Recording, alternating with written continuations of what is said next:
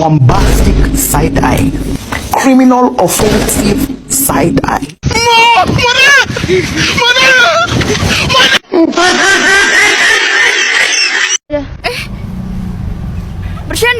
Bercanda.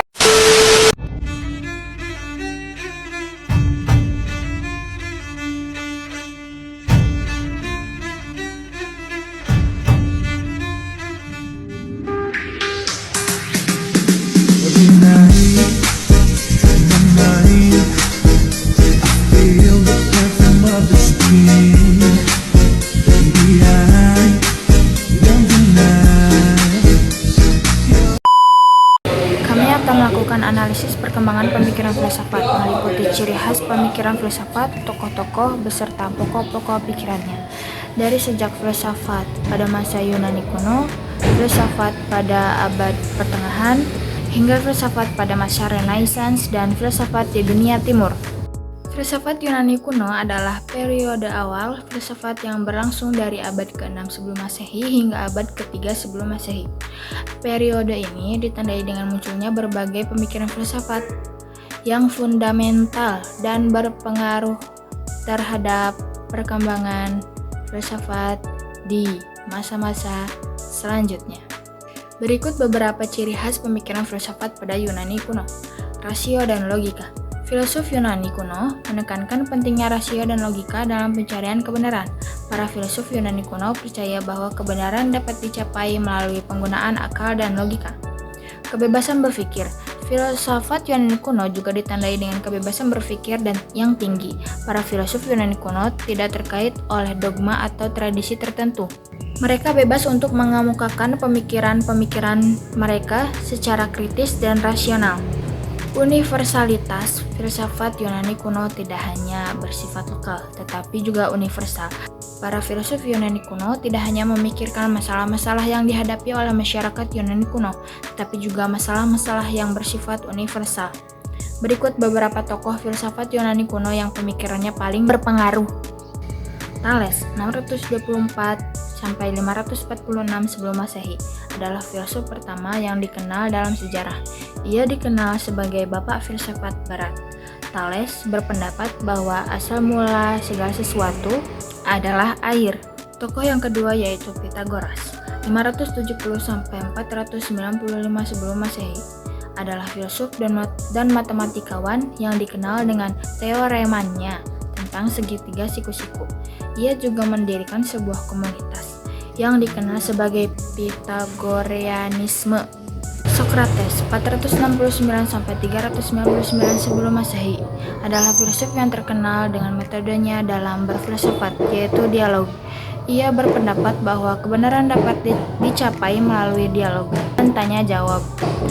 Plato, 427 sampai 347 sebelum Masehi, adalah murid Sokrates yang kemudian mendirikan akademi, sebuah lembaga pendidikan tinggi yang pertama di dunia.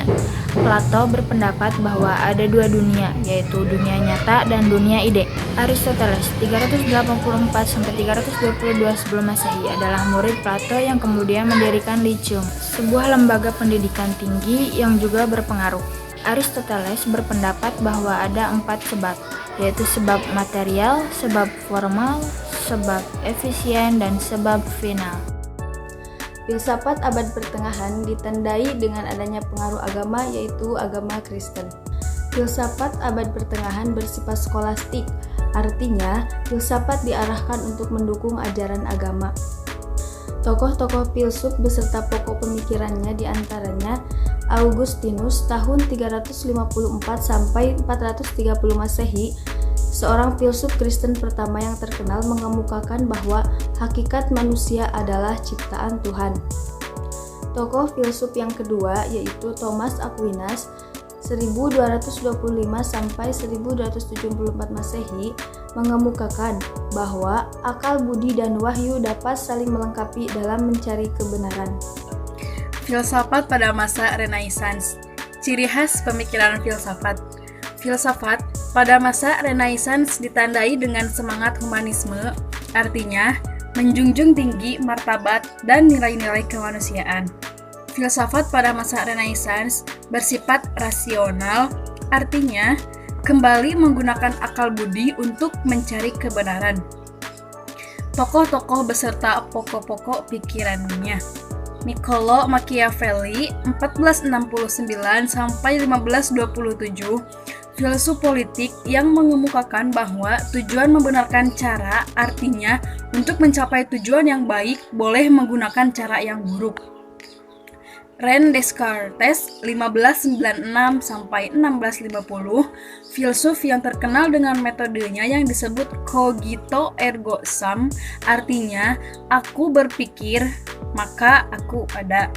Baruch Spinoza 1632 sampai 1677, filsuf yang mengemukakan bahwa alam semesta adalah satu kesatuan yang utuh dan tidak dapat dipisahkan.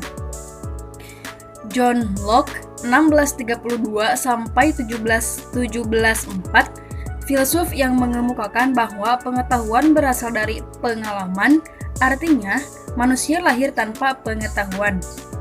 Filsafat di dunia timur. Ciri khas pemikiran filsafat. Filsafat di dunia timur memiliki ciri khas yang berbeda-beda, tergantung pada budaya dan agama yang dianut di masing-masing wilayah. Filsafat di dunia timur umumnya bersifat holistik, artinya memandang segala sesuatu sebagai satu kesatuan yang utuh. Tokoh-tokoh beserta pokok-pokok pikirannya.